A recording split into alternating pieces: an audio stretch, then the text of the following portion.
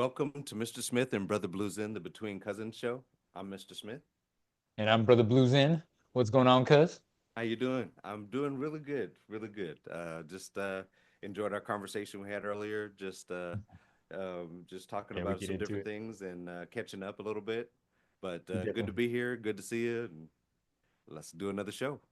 Yes, sir. Yes, sir. So I got one question for you, sir. And this is kind of go alongs with kind of this I guess chapter of a book that I want to read. What comes to mind when I bring up the word attachment? Like having an attachment. I'll use a sentence like, okay, I'm attached to eating ice cream all the time, or I'm attached to smoking a cigarette, or I'm attachment, right? Yeah, Or or or or yeah. even best, I'm attached to the sports team. Okay, You know what I'm saying? that's an interesting one. I hadn't thought of that one. Like sports team is one, but yeah, immediately I just think of weight, something more burdensome as an attachment. But I guess, Yeah. like you said, it can be anything. But right off the bat, that just means that it's something that has some meaning to me. But either it's an attachment. I don't know. I'm trying to define a good and bad. What is a good attachment? What's a bad attachment? Yeah, as I'm Well, it's thinking not of about a it. good or bad, right? It's Yeah. just, I mean, attachment is an attachment. Right. Like we tend to make everything good and bad, and oh, this is good, this is bad, this is good, this is bad. But it's like it's an attachment is an attachment. It doesn't care if it's good or bad. It's an attachment, right? Right. Like You know. I like uniball pens. So Okay. I mean, so every time I go to So buy a pen, it's gonna yeah, probably be one of these. So that would that be an right. attachment? Yeah. Okay. Well, if that's the only pin that you buy, Yeah. and if you say that someone gives you a pin that's not that, what will be your reaction? Would you be Uh, like, oh man, I need my pin. I can't write with this pin. Or what would your reaction I be? see what you're saying. No, I'd write with their pen. I would, mess with it and or whatever. And I Would mean, you what would be your thoughts in your head though? Would you be like, oh man, this pin doesn't write as good as my pin? Would it be like what kind of I would compare it. I would you be would compare like, it? okay, Yeah. I it's easier to write. I can, move quicker on it, or, or it's harder to write. I don't like it, or Yeah. whatever. I judge it based on the performance. Gotcha.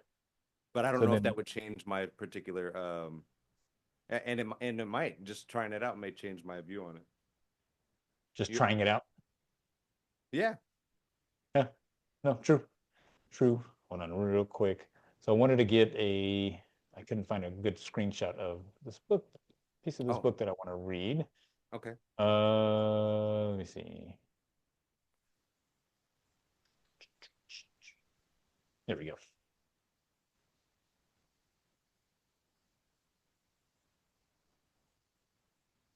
That way I can kind of share this. Mm-hmm.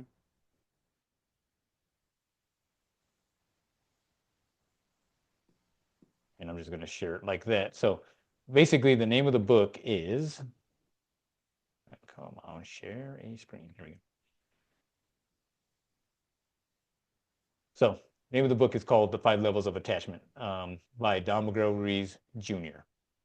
And I will stop sharing. I just kind of wanted to share the book cover. Yeah.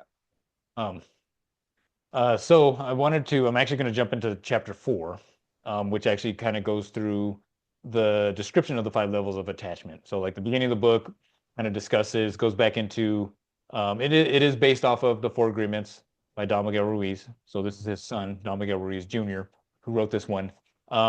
And he does kind of go over and gives a good synopsis of, okay, what are the Four Agreements and, how do you relate to them and how that works. And then he jumps into five levels of attachment. So I want to read chapter four, which is the five levels of attachment. So it kind of goes through and gives analogies of each level of attachment.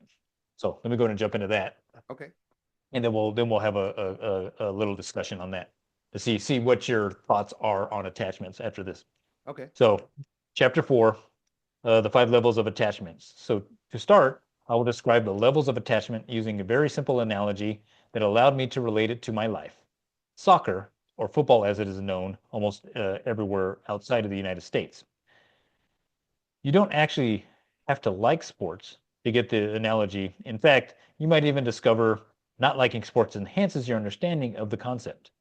On the other hand, You might see an accurate reflection of your own levels of attachment to a game or a team, or recognize these examples in the people around you. Remember, you can apply the meaning behind this analogy to any situation you have in your life. So, level one is the authentic self. So, imagine that you like soccer and you can go to a game at any stadium in the world. It could be magnificent stadium or a dirt field. Dirt filled field. Two words, the same. The players could be great or mediocre. You're not rooting for or against the side. It doesn't matter who's playing as long as you see a game. You sit, watch, and enjoy it for those 90 minutes. You simply enjoy watching the game for what it is. The players could even be kicking around a tin can, and you still enjoy the ups and downs of the sport. The moment the referee blows a whistle that ends the game, win or lose, you leave the game behind. You walk out of the stadium and continue on with your life. At this level, you enjoy a moment in time without any real attachment. You invest just enough of yourself to choose to attend or watch the game. This is you in total control of knowledge. You experience the purest form of joy stemming from your pure desire to experience life without conditions. Level two is preference. So this time you attend a game, again, at any stadium in the world with any teams playing, but now you root for one of the teams. You've realized that if you invest a little more of yourself by identifying a preference, the emotional roller coaster makes the game more exciting. You decide which team to root for based on just about anything, from the color of the uniforms to the names of the players. Perhaps you simply pick the home team. You spend the game rooting for one team, but not necessarily against the other. Still, in the end, you walk out of the stadium and leave it all behind. At this level, you've invested a small piece of yourself in the game. You formed an attachment to something, however arbitrary, and based your decision and actions on that attachment. You engaged in a preference for a team. You created a story of victory or defeat that shaped the experience. But the story had nothing to do with you personally because the story was about the team. You engaged with the event and the people around you, but at the end of the game, you simply say, that was fun, and let go of the attachment. This ability to attach and detach easily allows you to invest in the emotional side of yourself that will enjoy the ups and downs of the great game. Life is happening, and you are able to share it with those around you, regardless of how they see themselves.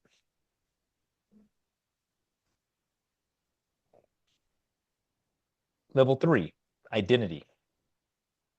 This time you are a committed fan of a particular team. Their colors strike an emotional chord inside you.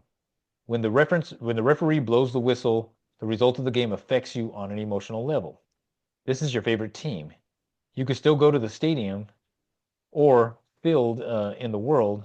Go to any stadium or field in the world, but nothing compares to seeing this team play.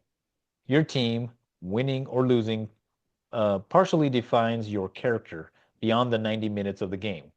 You feel elated when your team wins. When your team loses, you feel disappointed. But still, your team's performance is not a condition of your own self-acceptance. And if your team loses, you're able to accept, the defeat as you congratulate the other side. You accept the victories and disappointments as part of the emotional roller coaster that makes life interesting. But your self-worth is not based on these outcomes. If you meet a fan of the opposing team, you see not only a fan of soccer, but also a fellow being, human being with whom you are willing to share a beer. My vocabulary is not very good today. You can sit together and discuss soccer, and you can talk about how great you think your team is. You might even admit that you think their team is great as well. Your feelings and opinions surrounding your team are not a condition by which you relate to others or to yourself. At this level, your attachment to your team begins to impact your personal life outside the stadium gates as you relate to the world as a fan. The separation isn't quite as clear as it was at first. At level three, this culture, this team, has become a small part of your identity. When the event or moment passes, it still forms who you think you are. You take the knowledge with you and begin to shape parts of your life around this team. Bringing it to other environments have nothing to do with it. For example, if your team loses, you might have a bad day at work, argue with someone about what or who is responsible for the team losing, or feel sad despite the good things going on around you. No matter how the effect is, I'm sorry, no matter what the effect is, you let an attachment change your persona. Your attachment bleeds into a world that has nothing to do with it. Level 4, internalization. So staying with our sports analogy, at level 4, your association with your favorite team has now become an intrinsic part of your identity. The story of victory and defeat is now about you. Your team's performance affects your self-worth. When reading the stats, you admonish players for making us look bad. If the opponent team wins, you get angry that they beat you.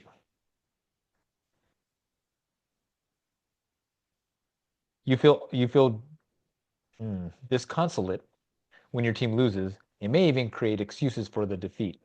Of course, you would never sit down with one of their fans in the pub for a friendly chat. You might even find yourself consumed with finding out more information about the players. On the other hand, each and every word or phrase your team earns, praise your team earns, um, feels as though it is directed to you. Not only have you brought the game home, you have completely incorporated into your persona, shaping your identity by your belief of what it means to be a real fan. Although the piece of knowledge in this story, has nothing to do with you in reality, your self importance correlates with your attachment.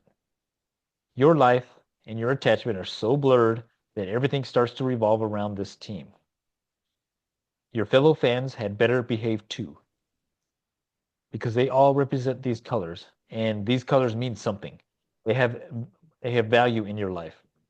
They had better fit what it means to be a real fan. Otherwise, they shouldn't call themselves one. You find yourself debating how much better your team is outside the context of the game. You believe that anyone who doesn't agree with you is wrong. This is the point where the belief has moved from an identity to internalization. When dealing with the fans of opposing teams, you will argue and shout, but it will stop short of fisticuffs. You can still limit your defense just arguing. While you may have some friends who are not soccer fans, you much prefer company of those who think like you. As your attachment grows, you might make your loyalty to this team a condition by which you allow others to be in a relationship with you, including yourself. In other words, you have internalized your attachment to such an extent that it has become a condition of self-acceptance. Excuse me. Thus, you begin to impose this image onto the people you love, as well as the people you interact with in your everyday life. Level 5, fanaticism. At this level, you worship your team. Your blood bleeds their colors. If you see an opposing team's fan, they are automatically your enemy because this shield must be defended. This is your land, and others must be subjugated so that they too can see that your team is the real team. Others are just frauds. What happens on the field says everything about you. Winning championships make you a better person, and there is always a conspiracy theory that allows you to never accept a loss as legitimate. There is no longer a separation between you and your attachment of any kind. You are committed to your team through and through. Fan. 365 days a year. Your family is going to wear the jersey, and they better be fans of your team. If any of your kids become a fan of an opposing team, you will disinherit them. At level 5, your family can easily be torn apart and destroyed if any one of you turns your back on the team. Relationships mean nothing to you unless they are a believer in your team. Every action you take, every decision you make is within the rules that you think make a great fan. Of course, You can't see anything from the point of view of someone who does not share your love of your team. If you did, you would be considered a traitor by your own standards. At levels 3 and 4, you may still have friends who do not like soccer, but at level 5, you don't waste your time with people who don't love the sport. They don't know better. You choose not to have them in your life, and you're willing to fight for what you believe in. Your belief becomes more important than the experience. As your attachment grows, it could reach a culminating point where respect is lost even for humanity. In your eyes, a true fan is willing to die and kill for his team. It doesn't even matter if the referee blows the whistle to start or end the game. It doesn't matter if they play soccer. The symbol and the colors are more important than your own life or anyone else's life. Whenever you believe something without question, whenever we believe something without question, we are at risk for attachment. At this most extreme level, and it can exist in the most unlikely places. If you're ever in difficulty relating to sports analogy at this level of attachment, let me conclude with two real life examples. At the end of one soccer season in Europe, a big name club was relegated into the second division, a lesser division. After witnessing the team's final loss, a fan went home and hung himself. For him, life was no longer worth living if his team wasn't in the Premier League. In another instance, a bus driver was a fan of a team that lost the Championship League final. He was so upset by this that he drove his bus into a group of people wearing the winning team's jerseys.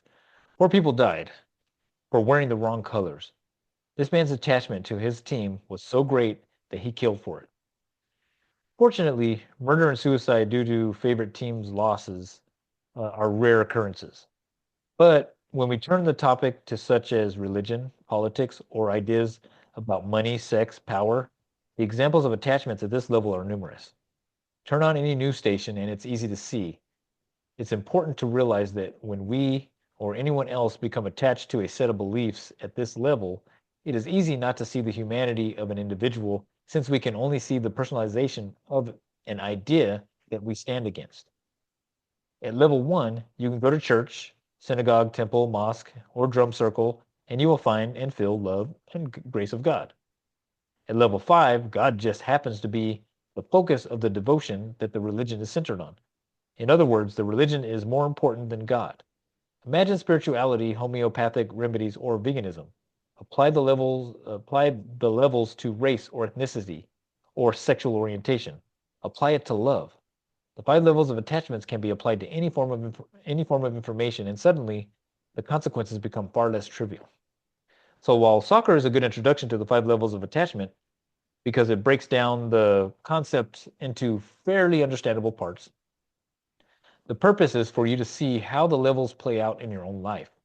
As I explain the levels in detail, in the ensuing chapters, you will begin to think about how the attachment or how attached you are to various beliefs. You will learn how to assess what level you are on the every belief, or should I say, what level you are on every belief that you have, not as a basis for judgment, but to perceive a deeper understanding of yourself. The goal is to shift your perspective and to see the potential that is present beyond your beliefs. And notice how your understanding of love and respect changes as your attachments hold on, or as your attachments hold on you diminishes. Lastly, we move through the next chapters. Keep in mind, oh, my grandfather's questions. Is knowledge controlling you or are you controlling knowledge? Wow, that's a pretty profound statement. Right? Is Very knowledge profound controlling statement. you or are you controlling knowledge? Hmm. So in the audiobook, in between each chapter, they actually say that. Is knowledge controlling you or are you controlling knowledge? Like it actually says it. Like it seriously, it's funny, Okay, cool. Yeah, but it's not that's funny. So wow. Hmm. So attachment. So like we talked a little bit about this before we started, Yeah. right? And I was Hmm. kind of giving I was actually giving you real world examples of why this was resonating with me Hmm. today, right? So what is your thoughts about attachments now? Definitely, looking at these different levels, the first word that comes to my mind is like inventory. Like, like thinking about these different levels and stuff like that. And I'm just like, wow. So, using this example kind of definitely shined a light on it for me. Just looking at the simple things that we have attachment to, and then all the bigger things that we attach to, and the reasons we attach to them for, and all that. So, sometimes and this is something I'm starting to understand about myself a little bit is in my daily life when I do my set of things that I do every day. Um, some with these attachments, if you change some of those things that you do with your habits, getting good, better, or doing something, then you can actually change some of those. That, not change the outcome, but if you're trying to do something specific and you decide, you wanted to get out of this rut and you want to do something else, or you want to get up and exercise every morning, then you commit to that and do that and make that change. But and but yeah, with the levels of attachment that we just talked about and heard on here, it clears up a lot. But it's so much more to get into with this. So Well, I mean, can you already kind of, you said inventory. yeah. So Hmm. I think that's a good word, especially when I'm working with people and I see certain things in their body, certain energies and stuff, and it's like, and I'll ask them questions.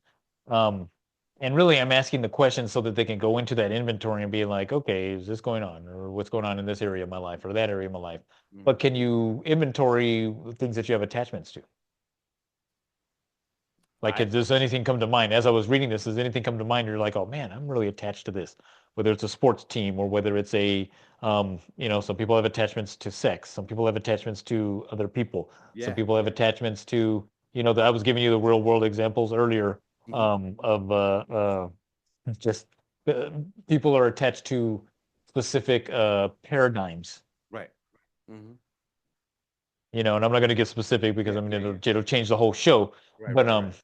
But yeah, but I personal identify stuff. with the sports thing for sure. I mean, I can tell you. I mean, I've got two different teams on my wall of hats right behind me, and Yeah. each of them is a funny story. And I'm not what a real fan would call a real fan, but I like watching the game, but my level of commitment on that is not a super fan or any of those. I'm probably down in the you're probably down in the identity area, but I like watching. If they win or lose, I'm not affected personally, and it doesn't go any deeper than that. So once I kind of had that analogy, it's like, okay, now applying that to other things is going to be interesting to look at. Yeah, it'll come up. It'll be, I actually see it when I'm talking to people more, and then I do catch myself like, and there's nothing like it's interesting with this. It's like, he goes to the extreme of level 5 attachment, right? Hmm. Where you're willing to kill for that, right? Think Right. about war. It's Uh huh. like, oh, I'm so attached to my country that I'm gonna go kill someone else because of this, because oh, they did this against me, right? That is one level of attachment. Like, I am a American, I am this, I am that. I mean, that's a big thing now. It's like you need to act like this if you are. Same thing when he brought up kind of religion. It's like, oh, well, I'm a Christian, so I this is how I am, and if you don't see the world this way, then you're wrong. Eh, you know. I actually Right. just had I told you earlier I had a conversation with Jehovah's Witness.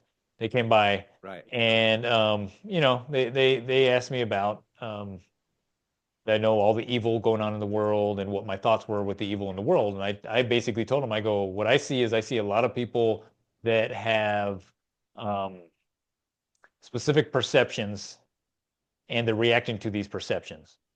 I don't, and I don't see as a good or evil thing. It's like there's certain things that will create specific negative karmas, and there's certain things that will create positive karmas. But to say that there's, oh, this is good or this is bad, it's just, initially they're seeing the world from this point of view that even though the rest of the world might see it as bad, they see it as good because they have an attachment to something. I actually said that to him, this attachment. And then I told him, and I go, it's even to the attachment of the idea that there's that God and the devil, like you're bringing up the devil, Mhm. and it's like, I know it's Easter time, and that's like the time you guys bring this up. But the thing is, in my mind, it's like without the devil, you would never know God. Without God, you wouldn't have a devil. So what? Like you get rid of the devil, and then there's nothing. You're not gonna even know good without bad. Like it's always goes back to for me, it always goes back to yin and yang. It's Mhm. all about the balance. And because we can't experience ourselves, we can't experience anything without one or the other, right? So and as I was having a conversation with them, they were like, it was funny because I didn't know what to expect, but I was being honest, right? I'm being honest. They're asking me a question, and we Right. went back and forth. He goes, "Let me read you this chapter, and let me read you this." And so then he goes, "Do you mind if I come back and have a conversation with you again?" It's like, because I really enjoyed this conversation. And I was being honest with them. It's like Yeah. I see, I look at the world and I see God in everything, but I also see the devil in everything, everyone. Like they're both there. Like we all have positive and negative sides of ourselves. Mhm. So why, because I choose to live on this negative side, yeah, I don't want to be around it. I can make the choice. I don't need to be around this person because I find what they do negative, but I'm not going to hate them. I'm not going to, berate them. I'm not going to go, oh, this person needs to be killed or needs to be this. I'm not going to do that. Why do I need to do that? Right. You know, like why do I need to do that? But, in all things, like a lot of times there's a lot of attachments to ideas and attachments to feelings and attachments to ideologies. Mhm. Actually, it really is probably more ideologies that uh, it's unhealthy for them Right. and it's unnerving for people watching it.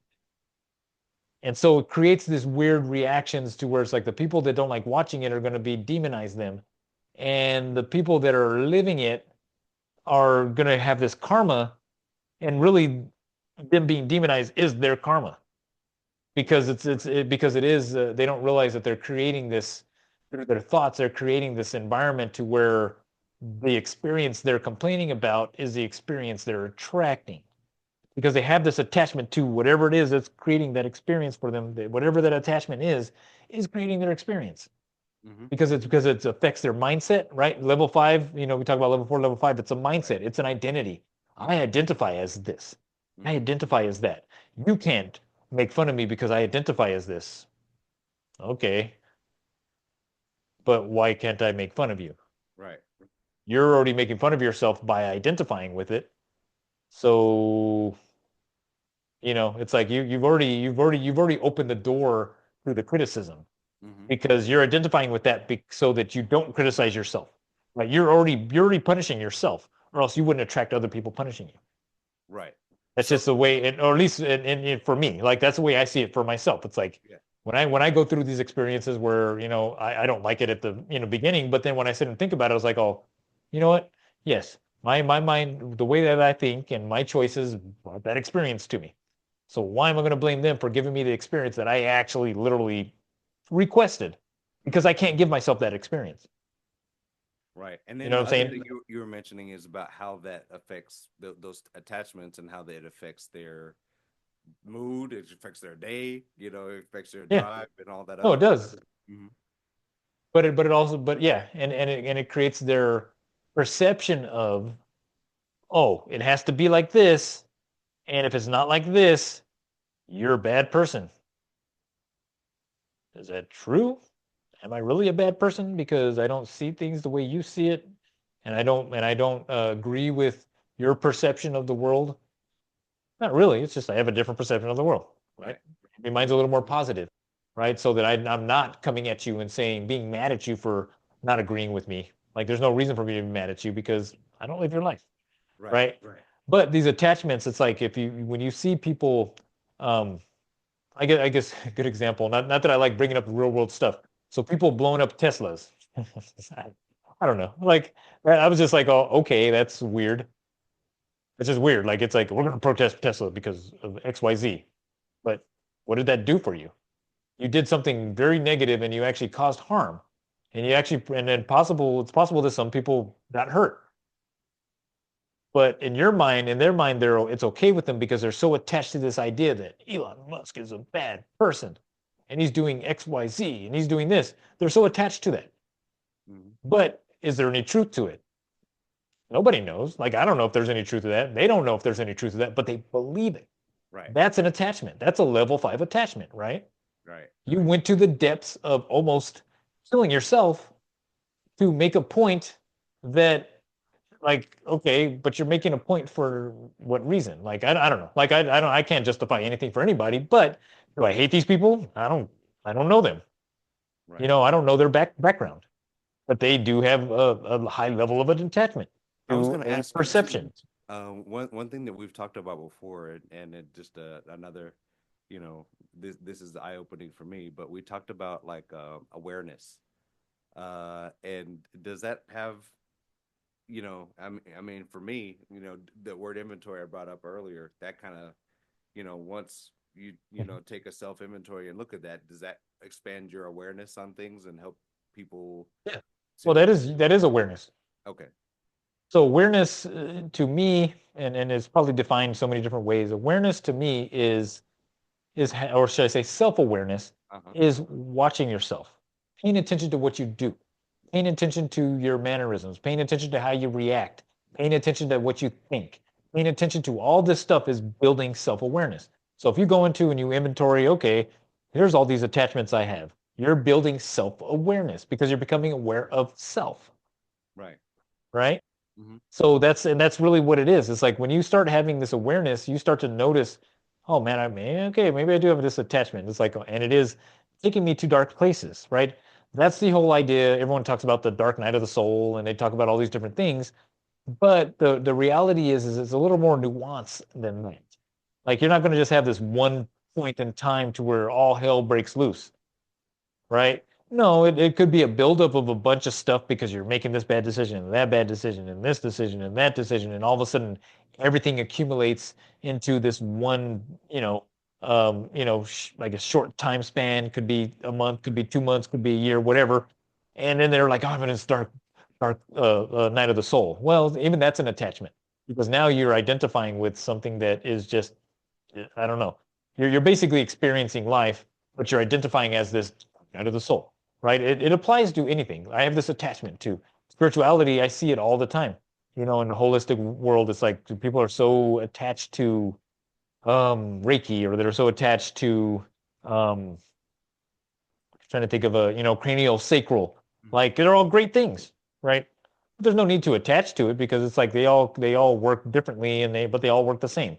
So there's no reason for these attachments because they all work, Mm-hmm. right? But when you have this attachment to it, then it's like, well, Reiki doesn't do this, but this energy medicine does that. Well, that's the same thing. Like it's like if you don't see the similarities within everything, Mm-hmm. you don't know how to use them, right? Right. And having an attachment to one thing over another doesn't make it better because it is just what it is. It has serves a purpose, right? Um, Mm-hmm. so hopefully that answers your question. I know I Yeah, went into yeah, like yeah, this yeah, whole yeah, other yeah. It did, spectrum, and but it kind of leads me to the next one. Is I was just yeah. gonna ask, what as far as these levels of attachment, are we, uh, when you are looking at the self awareness portion, is that my question is where does that higher mind and these levels of attachment, like the higher mind, you're looking at yourself, you're Mhm. evaluating yourself, and kind of, That's- and I don't even know that if that's a valid question or if it's I'm just Um, mixing up well, terms or. no, it's interesting because I'm sitting there like so my question to you is, does it matter,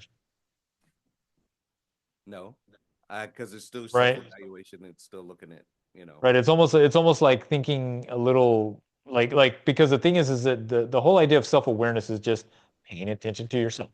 Mm-hmm. Okay.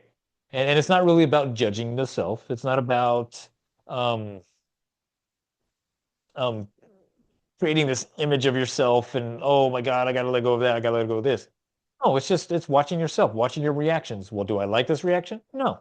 Okay, then I could change this reaction. It's giving you this opening to shift your life into the way that you like it, to create your world the way you want to create it, right? Mm-hmm. That's all self-awareness does. It's not about whether I'm attached to this or I'm attached to that. Hey, if you have an attachment to something, okay, you like peanut butter over instead of sunflower butter. Right. Okay, that's an attachment, right? I prefer it's a preference, but it's an attachment, right? Right. Oh, I'm a peanut butter guy. Yeah, I'm a sunflower butter guy. Right. Seriously, no, seriously, I've heard people say that, like literally say certain things like that. Oh, I'm a vegan. Oh, I'm a carnivore. I eat a bunch of meat, right? Mhm. I Mhm. actually get asked this all the time because it's like I've been going to track meets and I haven't been eating meat. I've actually added in. I had some tuna earlier today, but it's like I've been adding some stuff here and there when I crave it. But for the most part, I'm not eating meat. So I went in and then they had like these chimichangas and all this stuff, and then they had like a salad Uh-huh. and like some beans and rice. So I was like, I got salad, beans and rice, and I kind of mentioned they're like, oh, you're vegan. And I'm like, oh, not really. Like I don't really associate with that. Like I don't identify Right. as a Right. vegan. Hmm. Oh, vegetarian. I'm like, I don't identify with that either. Like it's what works for me right now, Right. right? Uh-huh. So I don't really like it doesn't matter. Like it really doesn't matter. And it's like, and I can give you the reasons why I'm not eating meat or would I do eat meat, but that doesn't make me want to identify with one thing or the other because it's not really the way I am. Because who knows? Like I had tuna today. It's like I might have some fish. Right. Or where I went to one meet where all they had was a chicken sandwich and a hot link, and I was like, okay, I ate the chicken sandwich and the hot link, Hmm. right? Right. Yeah, it sat in my stomach. I knew what it was going to do, but I was hungry. It was a long meet, and I was hungry.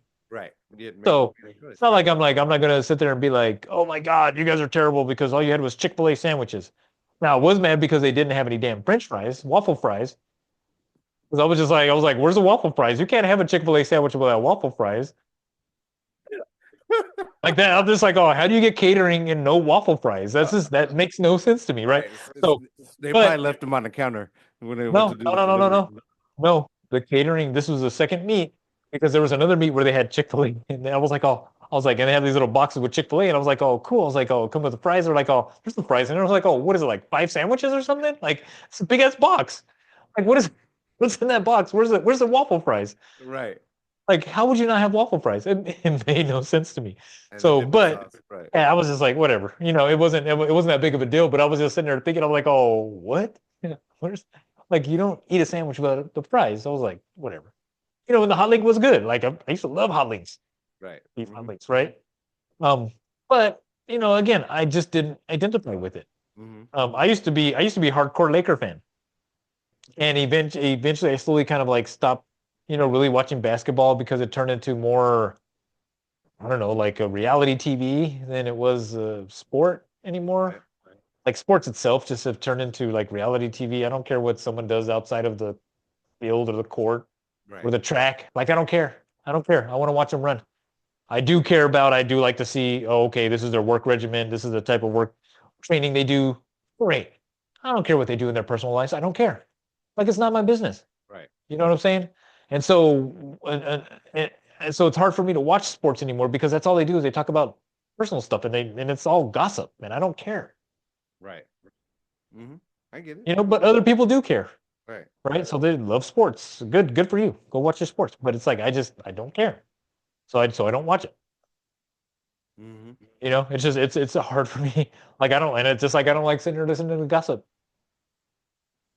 Like it's the same thing. Right. Now, is that an attachment? I don't know if there's an attachment to that. It's a personal preference for me. Right. Right. I'm the guy that doesn't like gossip. It's a personal preference. I just don't like listening to it. So I make my choices based off of that. Right. And so it's okay to have to me, it's okay to have these attachments Uh-huh. because sometimes those attachments help you to guide you into going where you prefer, where your preferences are. Hmm. Right. As long as you're not using the attachment to demonize someone, like what's the purpose of that? I'm going to Yeah. demonize this person. Well, it's like, well, they demonize you for demonizing them. Like, it's like, it makes no sense to me Right. to do that. I'm Hmm. going to make this person look bad. He's a terrible person. Is he? I'm like, I'm sure that they just have a different point of view, which makes them feel okay with, whatever it is that they're saying or whatever it is they're doing, whatever their point of view is. Like, it's okay. Like there's nothing wrong with that. We live in an infinite world where there's infinite possibilities. So to say that one thing, oh, that shouldn't exist, that's evil. I was like, is it evil? Like I'm like, it's hard to say that. Yes, Right. it does have a negative feeling towards it, but everything has a positive and negative feeling towards it, Right. right? It's just and it's giving you an idea to really choose who you are in reference to that. If that's something that you don't like, okay, make a different choice and just don't be around it. Like it's not like you Mm-hmm. don't have to go in there and antagonize it or antagonize a person because you don't like them, Right. right? What is the purpose of that? Oh, I gotta be a man and I gotta stand up for myself. Well, if you came in and started the problem, it's like I don't know. And then you don't want to deal with the consequences of the problem. It's like, and So I know is that has nothing to do with this, right? yeah, but how do people get if they get caught up and realize this? What work do they need to do to start, or what things that should this can they look at to? Start changing their perception. Like it's like so it's just like so we're talking about the awareness, right? Yeah. Once you become aware of something, it's almost like it makes absolutely no sense to, okay, let me shift my thinking in here. How can I change this? Mm-hmm. Right? As opposed to getting caught up with, oh, well, that's just me. Eh, I've got, let me see, a good example. You know So me. the way That's that, the way I so am. what's that? You know What's that? me. That's the way I am. Yeah, this is how I am.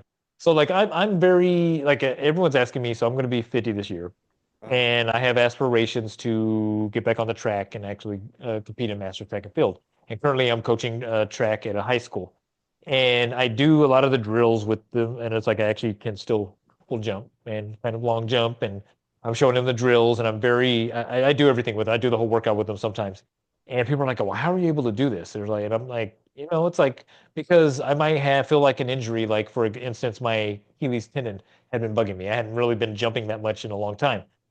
So, I just kind of like, okay, so what do I need to do to strengthen the Achilles tendon? And I find like these exercises, it was like I don't let it define me, is Mm-hmm. what it is. I'm like, okay, well, you know what? That's not me. Okay, I should be able to do this. I should be able to heal this. And so I find I get these exercises, and so then I learn it, and I'm like, oh, you know what? These would be great preventative exercises for my athletes. So nice, take it up. But a lot of it is learning. Like it's this, you have to learn through it, right? It's like, okay, well, this isn't working for me. Okay, let me try this. This isn't working. Let me try that. So it's just, you really have to, if you have an attachment to something, becoming aware of it is actually 50 to 60% of the work because now you're aware. Now, if you don't make a shift, that's by choice. That's not because you're not aware of it. That's just by choice, right? Right. I'm choosing to have this attachment. I'm choosing to be, whatever it is that's going on with it. I'm choosing that, oh, okay, I have a hurt leg, so I can never jump again. In my mind, that doesn't exist. Mm-hmm. Oh, my Achilles tendon, I'm 50, so I should just be broken down. No, I actually had at one point, so I get plantar fasciitis. So I used to play a lot of basketball and stuff, and I got plantar fasciitis in my 30s, late 30s. Uh-huh. And I had a podiatrist was like, "Oh, get these custom orthotics, right?" So I was like, "Okay, man, this is gonna be great." And they're like, "And you can play basketball in these, and you can do all this stuff." I put them on. I tried to play basketball in them. My knees swelled, Oh. and it was because so your foot has like the arch in it, and some people Right. don't have that arch, and so when you stand, it goes like that. So then everything compresses and decompresses, right? The knees and everything else. So as you're walking, everything moves the muscles, and so you need that. So with the orthotics, now my foot is just like that. There is no movement in my foot, Ah, yeah. which is the purpose of the orthotics. But my knee swelled, and it Mm-hmm. didn't actually take away the plantar fasciitis, right? So then I was just like, okay, I'm just not going to wear these. So I just didn't wear them.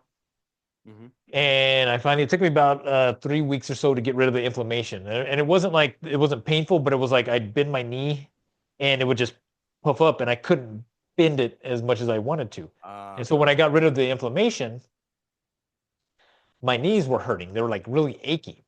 And so then I went to ortho, is it orthopedic surgeon? possibly. I don't know. I've Yeah. heard of it.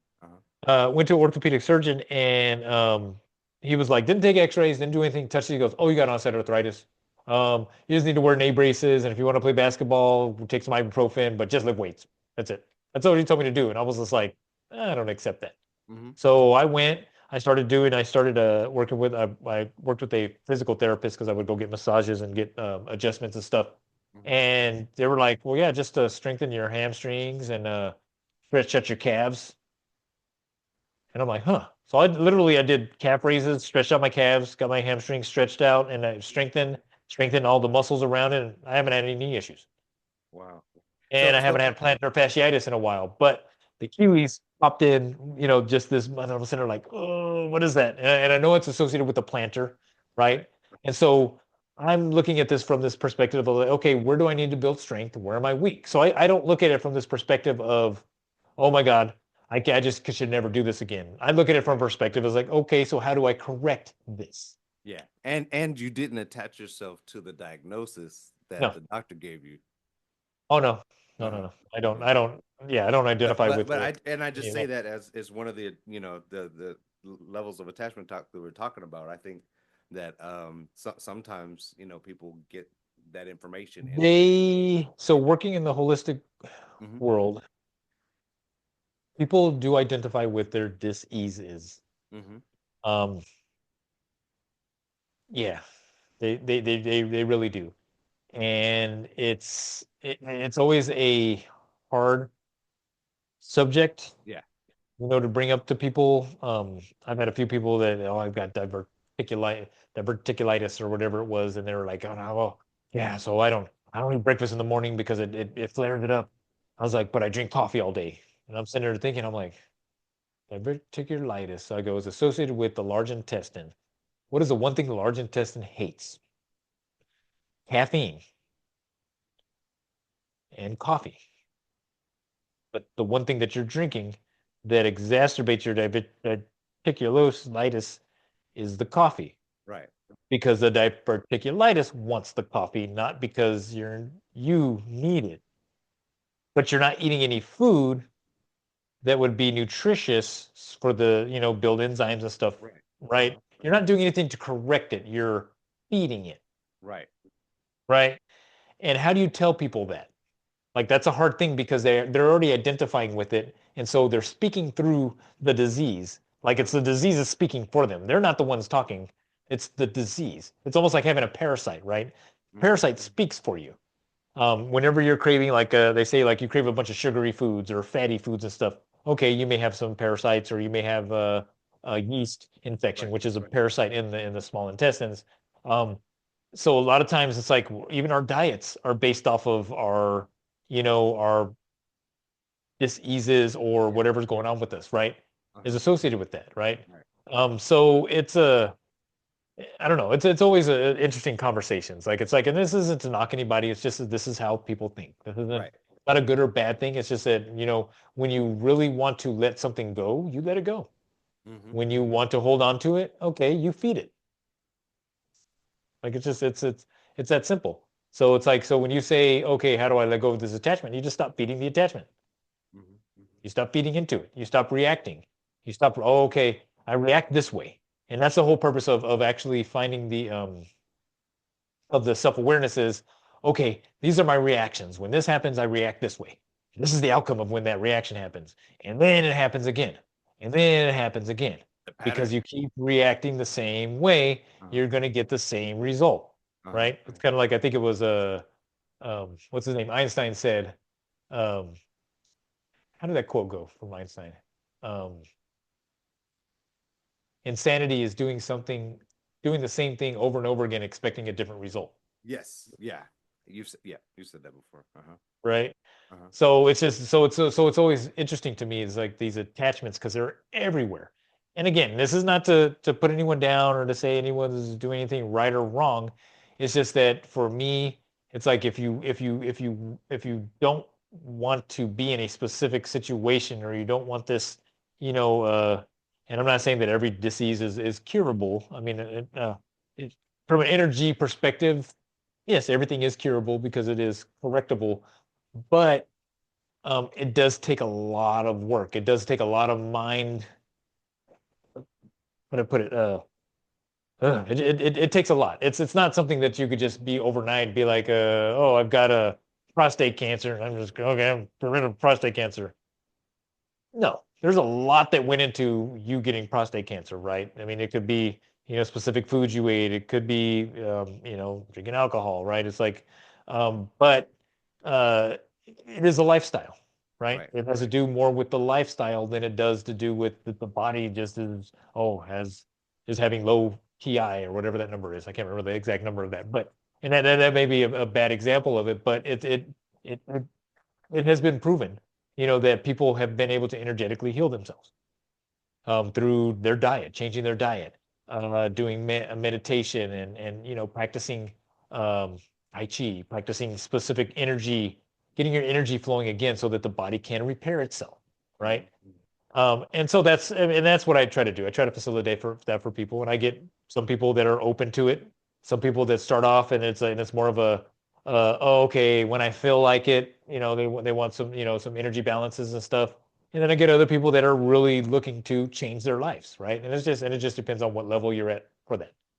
Right. You know, Mm-hmm.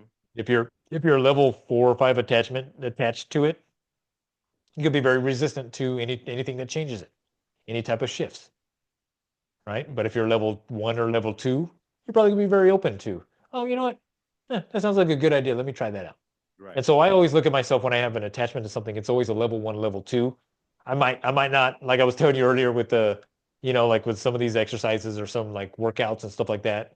I'm always like, oh, I don't know about that. That doesn't work right. But then I go try it and I'm like, oh, okay, this works, or nope, that doesn't work.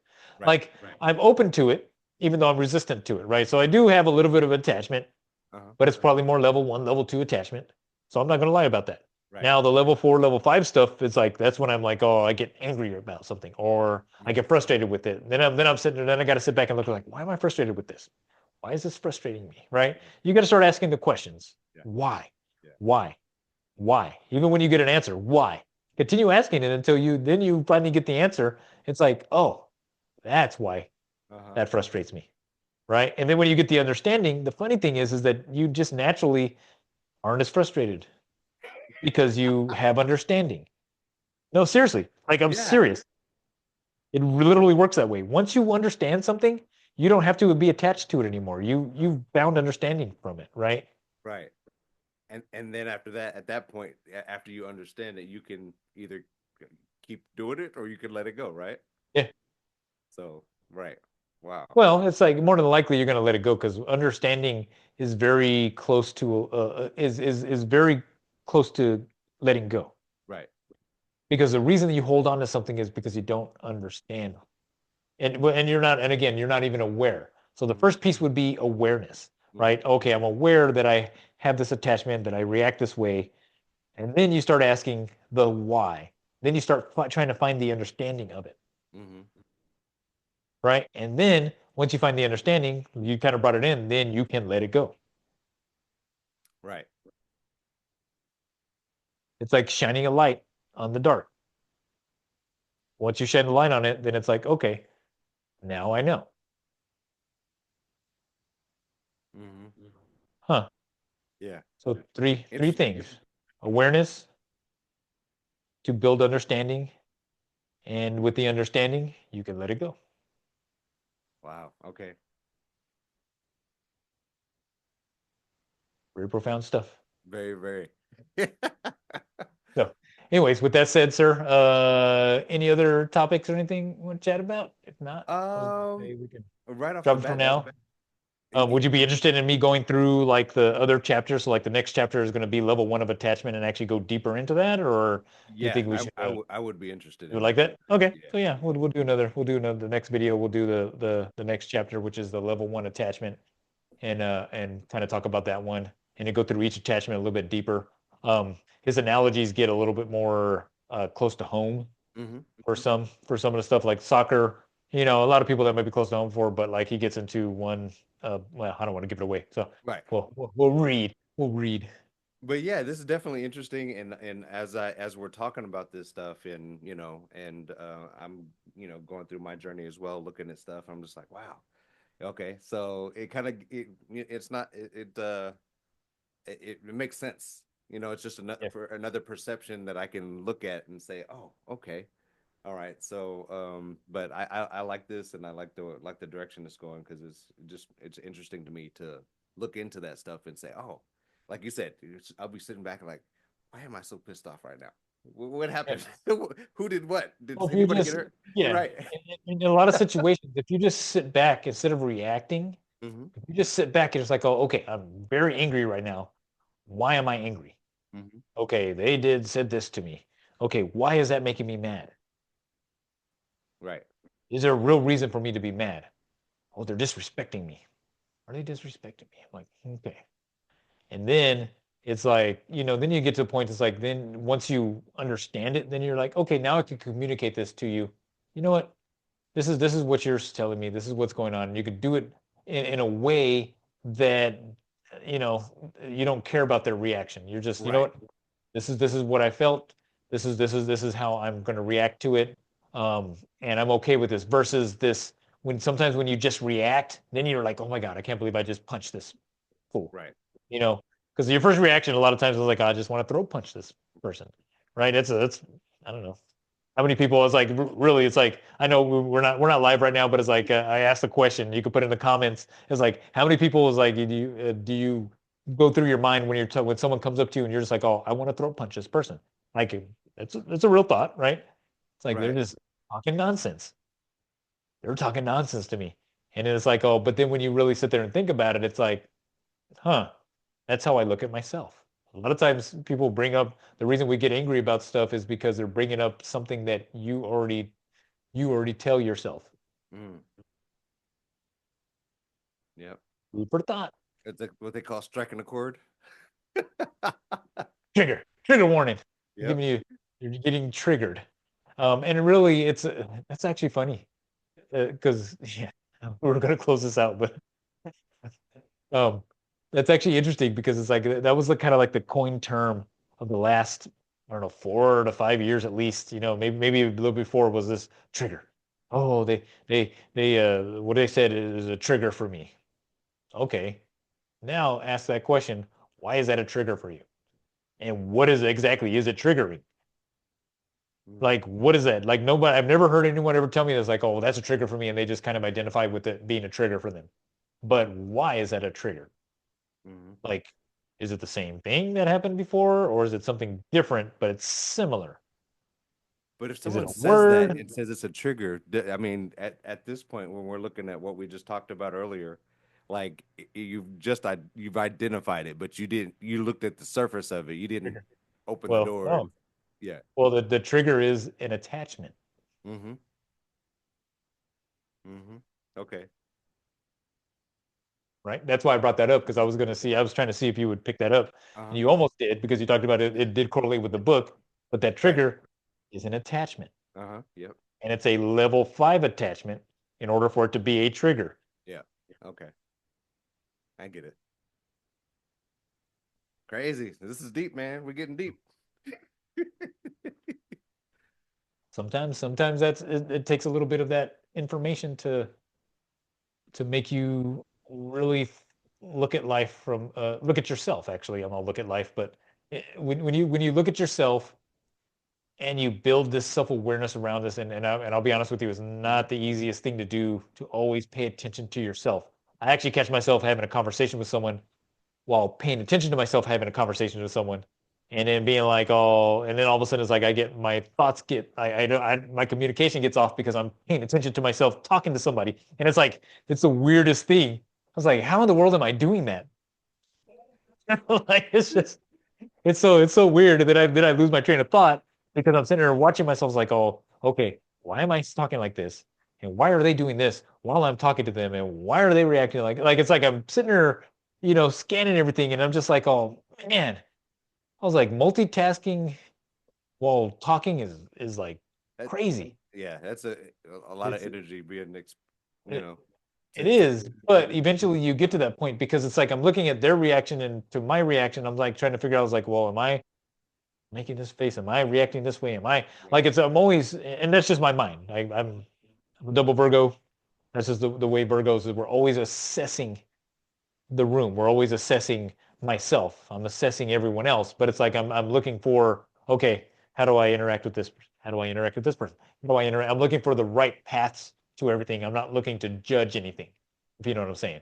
Right, right. I see what you're saying. Right. Right. Because once you go down that path when there's a fork, then you can choose. Yeah. Right. So yeah, it's just fun. So yeah, so just food for thought. So it's like anyone out there talking about, you hear people talk about triggers, just understand that it's like you touched a wound or an attachment that they have. That's all that is. And I yeah, like that you definition. could tread lightly with it, but nothing that you could have ever been aware of. Right. Like Hmm. you just can't be aware of that because again, we don't know what's in other people's minds. We don't know what other people have experienced. Um, so I mean, give them a little bit of grace, but at the same time, it's not your place to even fix it because Hmm. that's none of my business. Right. I was gonna ask you to explain that T-shirt. None of my business. Yeah. It's not. Kermit the Frog drinks some tea. Yeah. Hopefully, I don't know if that if it actually reads correctly or not. It does. Yeah. It Yeah, just that's none of my business. Yeah. So we'll close it with that. So just remember, it's like when you trigger someone, unless you did it on purpose, because sometimes we do, like we do pick up and we know their idiosyncrasies, especially in relationships and especially with romantic relationships or even friendships. It's like we know each other so well that we can just push buttons on people. But always, if you happen to come across someone that all of a sudden it's like you say something and you didn't know that was a problem for them, give them a little bit of grace, but at the same time, step away and leave it alone. There's no reason to argue with them because I mean they're living in that level of attachment with that whatever is right. triggering for them. And Exactly. and it's like so, but again, let them have their grace, because they're the only ones that can deal with that. You can't deal with it. Hmm. And have but that's none of my business mindset. Right. And stay safe out there. Anyways, I'm Brother Blues in, Mr. Smith. and always follow your Zen.